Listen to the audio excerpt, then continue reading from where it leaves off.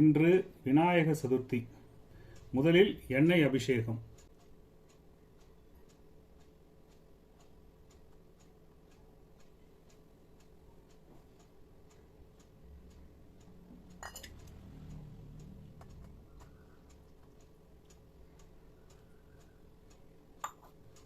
இரண்டாவதா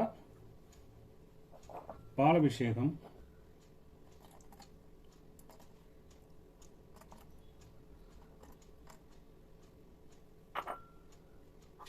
அடுத்து தயிர் அபிஷேகம்.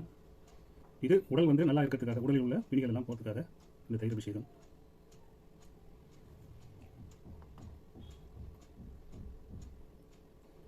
அடுத்தபடியா சந்தன அபிஷேகம். இது உங்க எல்லாருக்குமே தெரியும், சந்தனம் இருக்குன்னு செல்வம் பெறுகிறதுக்காக, பண வரவு. இது சந்தனமும் பன்னீரும் கலந்து பண்ற அபிஷேகம். ஸோ இது எல்லாருக்குமே தெரிஞ்ச ஒன்று. சந்தனம்னாலே பணத்துக்காக தான். அடுத்தபடியா தேன் அபிஷேகம். வீட்டில் நல்ல காரியங்கள்லாம் நடக்கிறதுக்காக சொல்லப்படுறது தான் தேன்.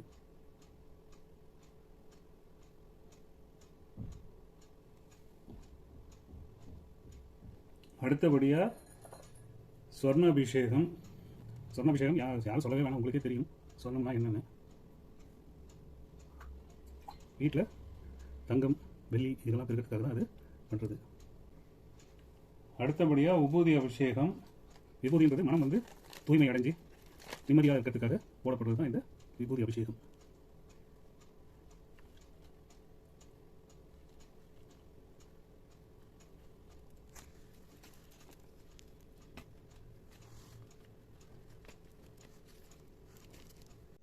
இந்த அபிஷேகத்தை பார்த்த அனைவருக்கும் எல்லாம் கிடைக்க விநாயகரை வணங்குகிறோம்.